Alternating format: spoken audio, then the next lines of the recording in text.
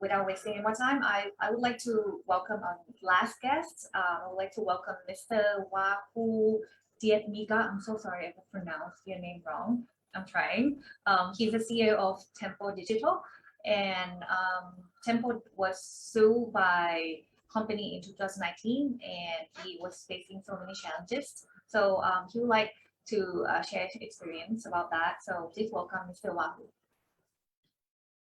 Thank you, Kun Jiraporn, for the opportunity. Good afternoon, everyone. It's an honor to be here and share some of our experience in Indonesia about being targeted for lawsuits and press complaint as the result of our publication, our reportings on environmental issues.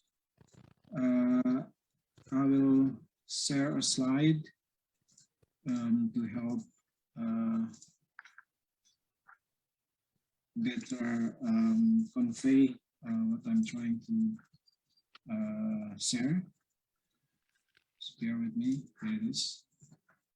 Can you see my slide?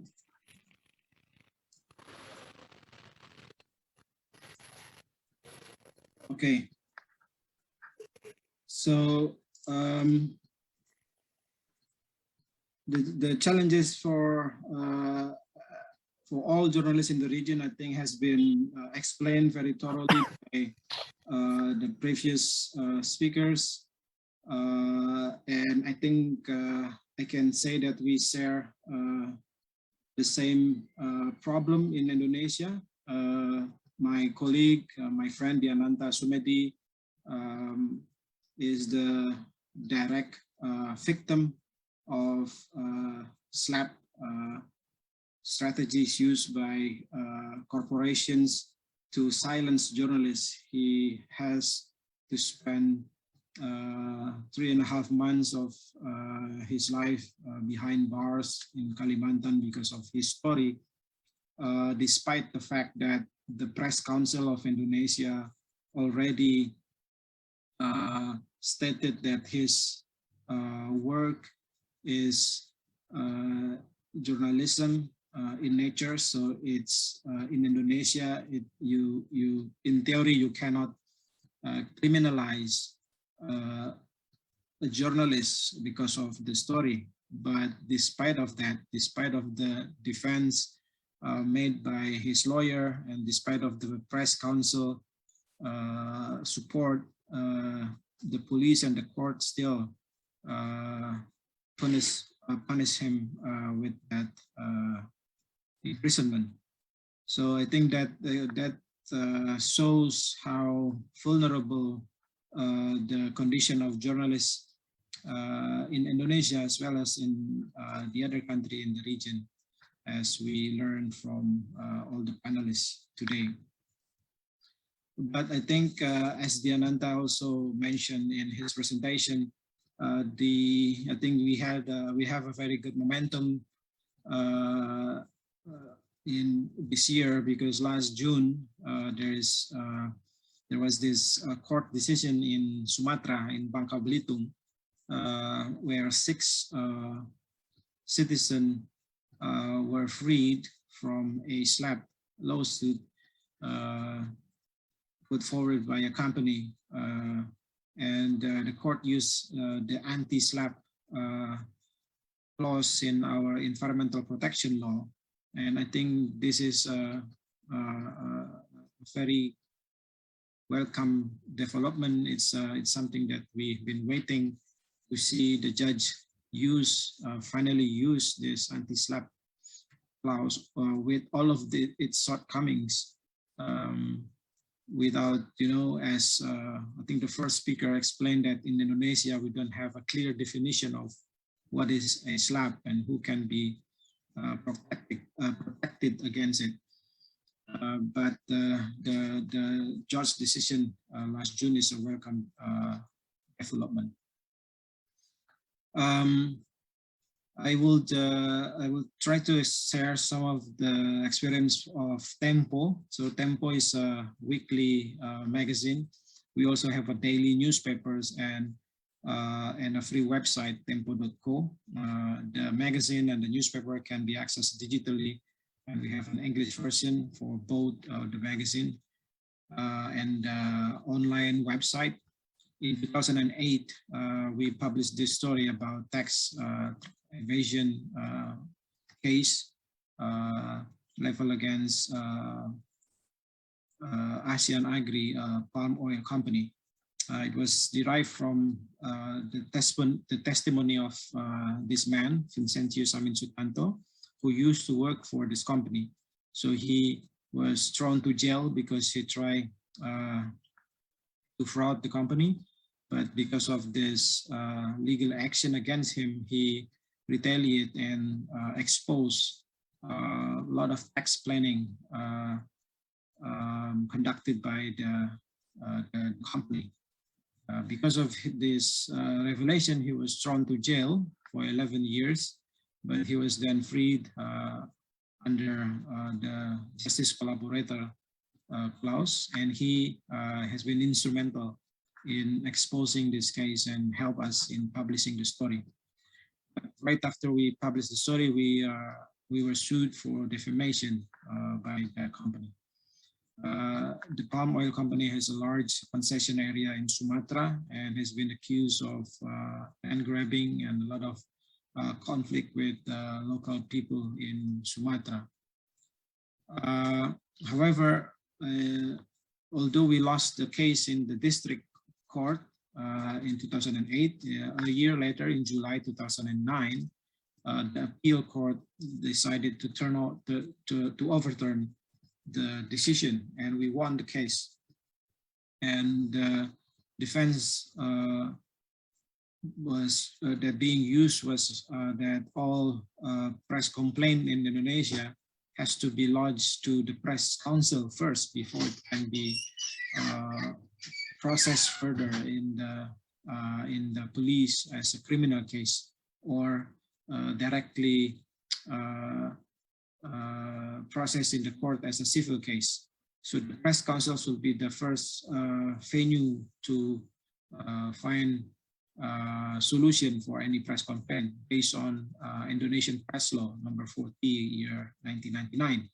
So the court used this as the main argument to overturn the lawsuit, and that become a very historical decision because many cases in Indonesia later on use this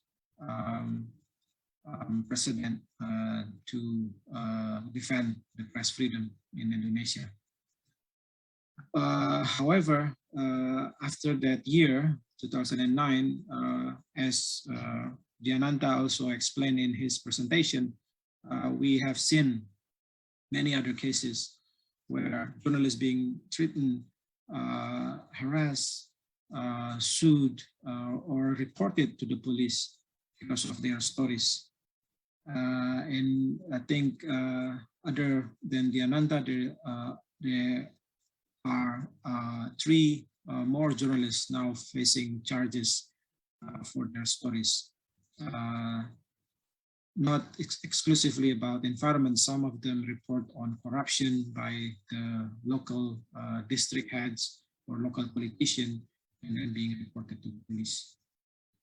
I would like to share 3 examples of stories that we did after 2009 to just give you a sense of the threat or the response, the challenges journalists face in Indonesia for exposing or publishing stories on environmental crimes. And this is the first one. It's from Indonesia League. It's a collaboration of 9 media outlets in Indonesia. It created a platform where citizens can send anonymous tips, anonymous documents or leaks. And one of the material that was sent to the Indonesia League team was about this pulp company called Pulp Lestari. So there's documents that being sent allegedly about the differences in tax report for their pulp product that was exported to China. So they have an affiliated company in China.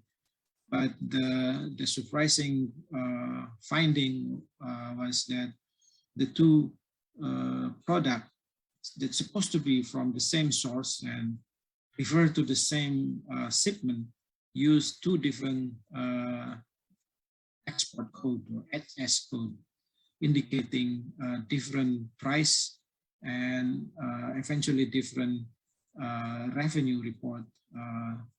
And obviously that will lead to tax consequences of those transactions.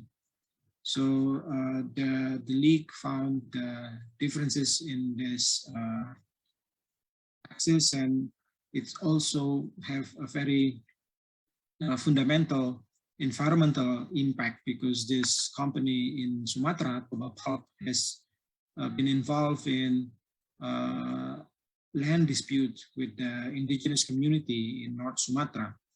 And it is owned by one of the richest men in Indonesia. So the contrast of having this large company being accused of misrepresented its revenue, and also on the ground having this problem with the local community is the finding, the main finding of the story. And later on October 2019, we also published another story about coal mining also in Sumatra. The government issued a permit for several mining companies to build a road that will enable them to supply coal again to China. And the road built inside a protected forest area in Jambi and South Sumatra, endangering wildlife, rhinos, tigers, elephants that live in the area, and also triggering possible illegal logging once the road is clear inside the protected forest area. And this is our report at the time. It's quite a big forest. It's called Kuhakan, or Forest of Hope. It's a restoration forest supported by the UK government, trying to restore a large area of forest that used to be logged for timber and other communities. But the government then issued this permit to build the road, and it could hamper the years of restoration effort in that forest. We found the connection with large companies, tycoons in Indonesia, and political affiliation between those corporations demanding the permit, and also the Ministry of Environment who issued the permit. And then this is the last story on forest fire. And we managed to use satellite images like this to show the condition of the forest before the fire happened and after the disaster happened. And you can see that from the satellite images, once the fire received, the forest being clear and used as palm oil plantation. So this is on the left-hand side is the forest, the hotspot, and this is a few months later. It becomes plots for palm oil after the forest fire. So I think it shows connection between the forest fire and allegedly the plantation concession in the area. So I want to show you that these three stories we received a lot of complaint and challenges. Usually companies refuse to place ads, try to cut the revenue source to media outlets that that publish critical stories about their wrongdoings, and even the government, the Ministry of Environment, usually stay silent and refuse to give confirmation on the story. But once the story is out, once the story is published, then they complain not being given, a fair chance to respond, giving a fair right to reply. Accusing us of bias, while the fact is we have given them the time to respond, but they just refuse. And then the fact that it's not there in the story, the fact that there's no explanation from the accused parties in the story is being used to portray us of being biased. So that kind of attack usually happen, and they use like social media and anonymous account on social media to portray the media, or to use doxing techniques to expose the identity of the journalists and harass the journalists on social media. So my point is, this is my last point, lawsuits is one way to harass and attack journalists, but it is not the only way.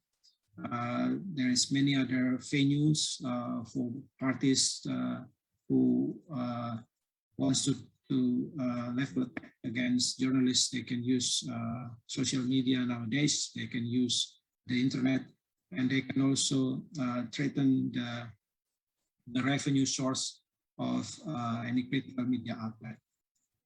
So even though Indonesia has a good precedent in defending the press, the freedom of the press from SLAPPs using the press law, it is not a guarantee that whoever wants to attack journalists